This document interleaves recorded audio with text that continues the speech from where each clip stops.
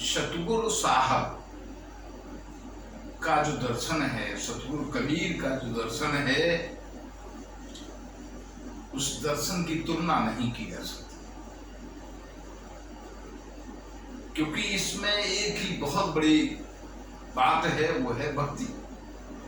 कि भक्ति जीवन के लिए जरूरी है। अगर जीवन में भक्ति नहीं है तो हम समझते हैं कि सुखों का आना थोड़ा मुश्किल होता है, और दुनिया में जितने भी लोग हैं सभी सुख हो जाते हैं। तो अगर सुख चाहते हैं तो सुखों वाला कर्म भी हमें करना पड़ेगा, क्योंकि कर्मों की तो बात इस जीवन में चलती रहती है, लेकिन कर्मों से नैकर्मी बन जाता है ना जीव, तो नैकर्मी जीव सदा सुख पाता है, और नैकर्मी जीव ही आवागमन से मुक्ति पाता है। तो कबीर साहब ने तो बहुत सारी बातें कही ऐसी जो अनुपम हैं और सुंदर हैं। कबीर कबीरा तेरी वाणी है अति सुंदर, है अति सुंदर, है अति सुंदर, कबीरा तेरी वाणी। कबीर साहब की जो वाणी है वो बहुत सुंदर वाणी है। कैसी वाणी है कि सतगुरु कबीर साहब ने ही उपदेश दिया कि यदि तुमने प्रेम किया, यदि तुमने तन मन धन ये अर्पित किया गुरु को, तो जीवन में आनंद मिलेगा ही मिलेगा। प्रेम के बारे में सतगुरु साहब ने बिल्कुल क्लियर वर्णन किया है कि प्रेम न बाड़ी उपजे, प्रेम न हाट बिकाए, और राजा प्रजा जी मुझे शीश है। प्रभु, प्रेम एक ऐसी वस्तु है, एक ऐसी चीज है जो पैदा ही नहीं होती, और जब पैदा ही नहीं होती तो बिकने का तो सवाल ही पैदा नहीं होता।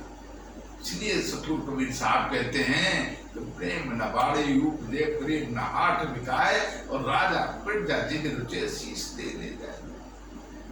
देखिए, एक और बड़ी अनुपम बात की है कि बिना प्रेम के परमात्मा नहीं मिलता, और परमात्मा सतगुरु की कृपा से ही मिलता है। इसलिए सतगुरु साहब बिल्कुल क्लियर कहते हैं कि गुरु गोविंद दुख गाके लागो पाए, बलिहारी गुरु आपने जो गोविंद दियो मिलाए।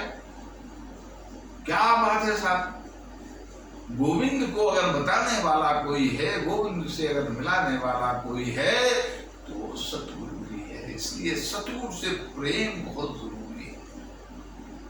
फिर साहब कहते हैं कि भैया ये घर तो प्रेम का है, सिर्फ प्रेम का। ये मौसी का घर नहीं है तुम्हारा, क्या है बैठ गए और मस्ती की और ठीक है बन गई बात में, ऐसा नहीं है। यहाँ पर क्या है, प्रेम की बात है, प्रेम से ही सब कुछ होता है। तो कह रहे हैं कि ये तो घर है प्रेम का, खाला का घर ना है, शीश उतारे भुंदर, शीश उतारे भुंदर। देखिए क्या शीश बात, शीश को उतारने का मतलब काटो और जमीन पर रख दो, तो ये संभव है क्या? लेकिन देखिए सतगुरु साहब संभव भी बता रहे हैं। कैसे संभव है कि शीश से तो करते हो आप सब, करते हो नहीं करते हो? कैसे कि तन मन और धन विचार विवेक सब कुछ तो यहीं से होता है। तो कम से कम ये चीजें तो सतगुरु को भेंट करनी पड़ेगी, सतगुरु को देनी पड़ेगी। हे प्रभु आप चलाइए जीवन को जैसे चलाना है, लेकिन हमें उस परम पिता परमेश्वर के दर्शन कराइए जो आवागमन देता है, जो निर्माण देता है, जो मुक्ति देता है दुनिया से, और जो सुख देता है। ऐसे परम पिता परमेश्वर से मिलवाइए, तो तब सतगुरु कृपा करेंगे, बिल्कुल करेंगे, क्यों नहीं करेंगे? प्रेम हो जाएगा सतगुरु के प्रति। इसीलिए तो गुरु महिमा का जीवन में बहुत बड़ा योगदान है। वो कई बार हमें ये लगता है कि अरे क्या गुरु की बात कर रहे हैं, लेकिन गुरु के बिना तो कुछ है ही नहीं। क्योंकि ये जो है ना सिर, आप देखिए कि शिखर की बात है, शिखर है कहाँ? अधर की बात है, और अधर है कहाँ? धरती आकाश के बीच में योग ने अष्ट प्रमाण, कहां पर सूरत लगाइए। तो धरती कहां तक है और उसके बाद में आकाश कहां तक है, तो सब कुछ तो इसी में है प्रभु। तो सिर की बात तो बहुत जरूरी है। अभी बात ये है ना कि प्रेम न बाड़ी उपजे, बोल दिया ना, नहीं उपजता है, तो प्रेम तो सतगुरु से करना पड़ेगा मेरे को। सतगुरु से अगर प्रेम हो गया तो भक्ति मिलेगी, और भक्ति जिसके जीवन में आ गई उसका तो जीवन सफल होगा ही होगा।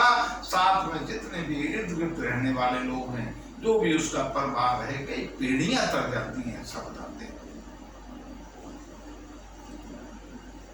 तो सतगुरु से प्रेम अनोखा है, लेकिन सतगुरु जीवन में मिल जाए ये जीवन के लिए बहुत उत्तम है।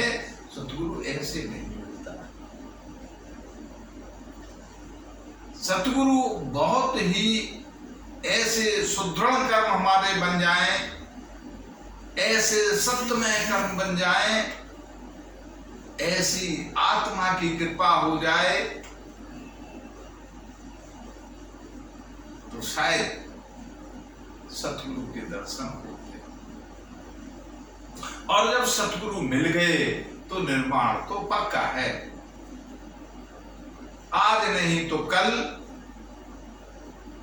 जरूर निकलेगा इसका हल। तो परमात्मा की कृपा, प्रभु की दया, ये इसके लिए सतगुरु का मिलना बहुत जरूरी है। ऐसा बताते हैं कि जो जीव आता है ना, ये विभिन्न योनियों से आता है। कैसे कि 84 लाख योनियां बताते हैं कि मानुष देह बड़ी कृपा से मिलता है, बहुत पुण्य बन जाते हैं, और 84 लाख योनियां जब भोग लेता है जीव, तब कहीं मनुष्य योनि में आता है। तो मनुष्य योनि में आकर के भी अगर आपने जिस वजह से ये जीवन लिया, मनुष्य योनि मिली, इसमें भी आपने अगर परम तत्व को, आत्म तत्व को नहीं पाया, तो हम समझते हैं कि जीवन का उद्देश्य सफल नहीं होता। जीवन का उद्देश्य क्या है कि हमें अपनी मंजिल मिल जाए, हम उस आत्म तत्व की कृपा प्राप्त कर लें। क्योंकि आत्म तत्व ही तो कबीर साहब कहते हैं कि आत्म ज्ञान बिना नर भटके, आत्म ज्ञान बिना नर भटके। अरे कोई मथुरा कोई काशी रे, पानी में मीन प्यासी रे। अरे पानी में मीन प्यासी रे, मोए सुन सुन आवे हासी रे। वो ये कह रहे हैं कि पानी में रह के अगर मछली प्यासी रहती है, ये बात मेरी समझ में आती नहीं। क्यों? क्योंकि आत्मज्ञान, जब आप जीव बने हो और जीव आत्मा हो, तो जीव भी अगर आत्मा से संपर्क नहीं बना सका तो मैं समझता हूं उचित नहीं है। इसलिए कह दिया कि आत्मज्ञान बिना नर भटके कोई मथुरा कोई काशी। जब आत्मज्ञान हो जाता है तो फिर भटकाव खत्म हो जाता है, जीवन में आनंद आ जाता है।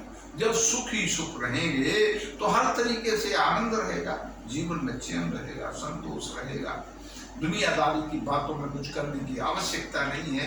तो इसलिए आत्मज्ञान को जानने के लिए सतगुरु की कृपा पाना बहुत जरूरी है। अब सतगुरु कैसा हो, आंखों वाला। वो कहते ना कि जाका गुरु भी अंधला चेला खरा निरंद, और अंधे अंधा ठेलियां दोनों को पढ़, तो गुरु अंधा ना हो। सतगुरु जो हो वो आंखों वाला हो। अब ये आंखें तो हैं चर्म चक्षु, इनके होने नहीं होने से कोई फर्क नहीं पड़ता। लेकिन जो ज्ञान चक्षु हैं वो क्या है? ज्ञान चक्षु यानी दो आंखें ज्ञान की, वो क्या है कि एक सत्संग, एक विवेक। सत्संग और विवेक नाम के चक्षु उसके पास होना जरूरी है। और अगर ऐसा कोई गुरु मिल जाए तो गुरु को बनाने में हम समझते हैं कोई दोष नहीं, और हम भाग्यशाली है कि हमें गुरु मिल जाएगा।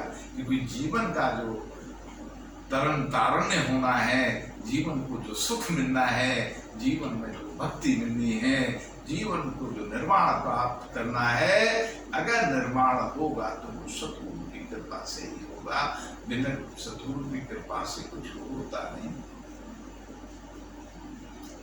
सतगुरु की दया, इसीलिए तो प्रेम जरूरी है भाई।